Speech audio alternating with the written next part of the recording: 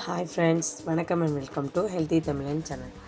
இன்றைக்கி நம்ம சேனலில் என்ன பார்க்க போகிறோன்னா, பொமோகிரானேட் வச்சு இந்த சைனா கிராஸ் சொல்லுவாங்கள்ல, கடல் பாசி, அதை வச்சு ஒரு புட்டிங் டைப்பில் ஒன்று பண்ண போகிறோம். ரொம்பவே சூப்பராக இருந்துச்சு. அதுக்கு என்னென்ன பொருள் தேவைன்னு பார்க்கலாம். வாங்க வீடியோக்குள்ளே போகலாம். மாதுளம்பழம் உடச்சி வச்சுக்கோங்க. நான் அதில் 2 மாதுளத்தோடு பழம் வச்சுருக்கேன், நாட்டு மாதுளப்பழம் வச்சுருக்கேன். அப்புறமா சைனா கிராஸ் சொல்லுவாங்களே, கடல் பாசி, அதை துண்டு துண்டாக கட் பண்ணி 10 மினிட்ஸ் தண்ணியில் ஊற வச்சுருக்கேன். அப்புறம் ஏலக்காய், அப்புறம் பால், அப்புறம் சர்க்கரை, சீனி. இதுதான் தேவையான பொருள். வாங்க வீடியோக்குள்ளே போகலாம்.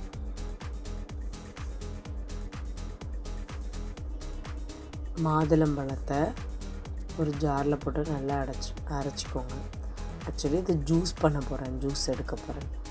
நீங்கள் ஸ்டோரில் விற்கிற ஜூஸ் கூட வாங்கி யூஸ் பண்ணிக்கலாம். நான் எங்கள் வீட்டில் காய்ச்ச மாதிரியில் பண்ணுறதால உங்களுக்கு கலர் கொஞ்சம் இப்படி இருக்குது. நீங்கள் நார்மலாக ஷாப்பில் கிடைக்கிற நல்லா ரெட்டிஷாக இருக்கிற பழம் வாங்கினீங்கன்னா இன்னும் கலர் கிடைக்கும். இது நாட்டு மாதுளை.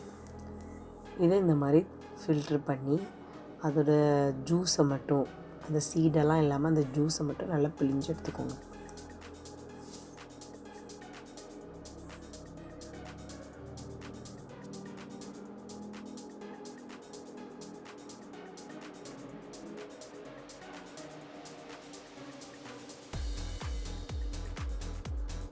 மாதுளம்பழத்தோட ஜூஸ் ரெடி ஆயிடுச்சு. ஒரு பாத்திரத்தை வச்சு அதில் பாலை ஊற்றிக்கோங்க. பால் நல்லா காய்ச்சிக்கோங்க.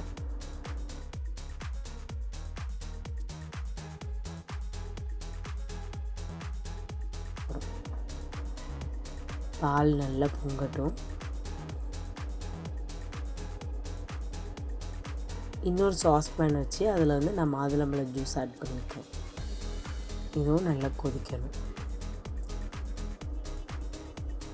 ஏலக்காவை நல்லா இடித்து அதை இந்த பாலில் ஆட் பண்ணிக்கிறேன். பாலில் மட்டும்தான் ஆட் பண்ணணும், அந்த மாதுளை ஜூஸில் ஆட் பண்ணணும். பாலில் மட்டும் அதை ஆட் பண்ணிக்கோங்க.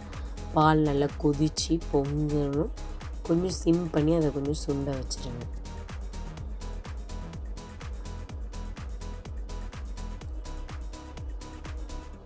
அந்த கடல் பாசியை வெட்டி நான் தண்ணியில் ஊற போட்டிருக்கேன். உங்களுக்கு ஜெலட்டின் கிடைச்சாலும் அதையும் பண்ணிக்கலாம். சைட் பை சைடு நான் 2 அடுப்பில் பண்ணிகிட்ருக்கேன், அதனால் சைட் பை சைடு உங்களுக்கு காட்டிகிட்ருக்கேன். ஊற வச்சு இந்த கடல் பாசியில் ஒரு 3 அந்த தண்ணியோடு சேர்த்து ஒரு ஒரு ஒரு முக்கால்வாசி அதில் ஆட் பண்ணிவிட்டு ஒரு 1/4 பங்கை மாதுளை ஜூஸில் ஆட் பண்ணுறேன். இந்த கடல் பாசி, இந்த ஜெலட்டின்லாம் எதுக்காகனா அந்த ஜெல்லி மாதிரி அந்த டெக்ஸ்சருக்காக தான் ஆட் பண்ணுறோம். இதை நல்லா ஆட் பண்ணி அது நல்லா டிசால்வ் ஆகணும். அது நல்லா அப்படியே ஃபுல்லாக கரைஞ்சிடணும் பாலில். அந்தளவு கொதிக்க விடுங்க. நல்லா ஊற வச்சோன்னா நல்லா கரைஞ்சிரும். இதில் சுகர் ஆட் பண்ணிக்கோங்க. நான் இதில் 1/2 கப் சுகர் ஆட் பண்ணேன். இதுக்கு 1/2 கப், அதுக்கு 1/2 கப் சேர்த்தேன்.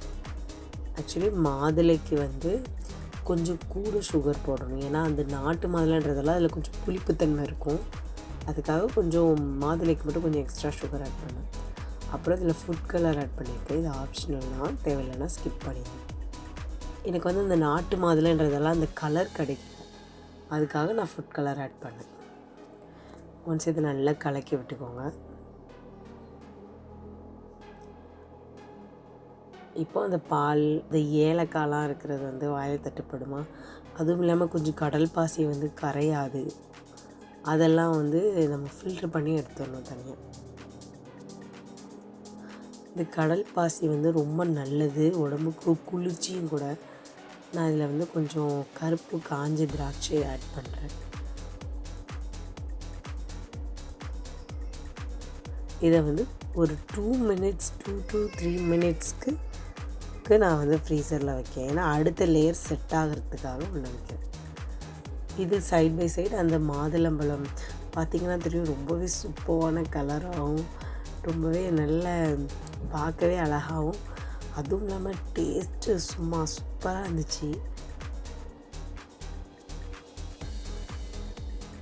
அந்த சின்ன வயசில் நம்ம புளிப்பு ஜாம்லாம் சாப்பிட்ருப்போம்ல, அந்த டேஸ்ட்டில் இருந்துச்சு. கொஞ்சம் செட் ஆனதும் ஒரு 3 மினிட்ஸில் செட் ஆயிடும்.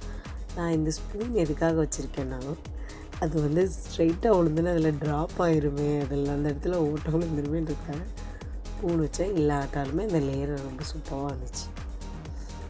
அப்புறம் இந்த பால் லேயரை ஊற்றுனதுமே பவுலை அப்போனா கீழே எதுவுமே ஏர் பபுள் எதுவுமே இல்லாமல் அது அழகாக செட் ஆகிருக்கும். எனக்கு ஒரு இடத்துல மட்டும் ஏர் பபுள் ஆகிட்டு, நீங்கள் அதை ட்ரை பண்ணி அதை மறக்காமல் பண்ணிடுங்க. அப்புறம் இந்த லேயர் மேலே கொஞ்சம் க்ரஷ்ட் ஆல்மண்ட்ஸ் போட்டிருக்கேன். உங்களுக்கு என்ன நட்ஸ் பிடிக்குமோ அதை ஆட் பண்ணிக்கோங்க. நான் மோஸ்ட்லி என் பையன் எந்த நட்ஸு சாப்பிட மாட்டானோ அதை ஆட் பண்ணுவேன். ஜல்லிக்காக சாப்பிட்ருவான். அதனால் நான் பிளாக் கலரில் அந்த இதுவும் ஆல்மண்ட்ஸும் ஆட் பண்ணியிருக்கேன். பார்த்திங்கன்னா தெரியும், அந்த இடத்துல மட்டும் ஏர் பபுள் ஆகிடுச்சி. அதனால் கொஞ்சம் கஷ்டப்பட்டேன் அந்த இடத்துல மட்டும், அந்த இடத்துலேருந்து வர்றதுக்கு. மற்றபடி சூப்பராக வந்துருந்துச்சு நம்மளோட புட்டிங்.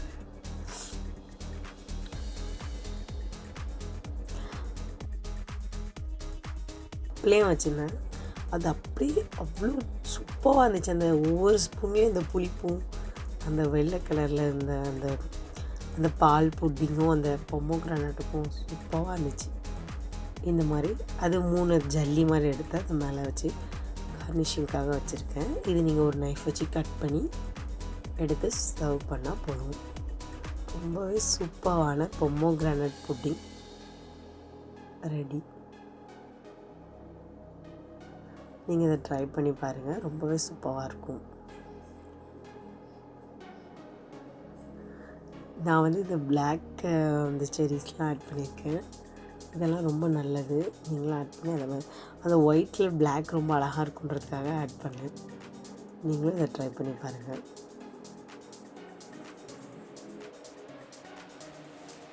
ஓகே ஃப்ரெண்ட்ஸ், நம்ம சேனலை சப்ஸ்கிரைப் பண்ணாதவங்க சப்ஸ்கிரைப் பண்ணிக்கோங்க. அடுத்த வீடியோவில் சந்திக்கலாம். Till bye.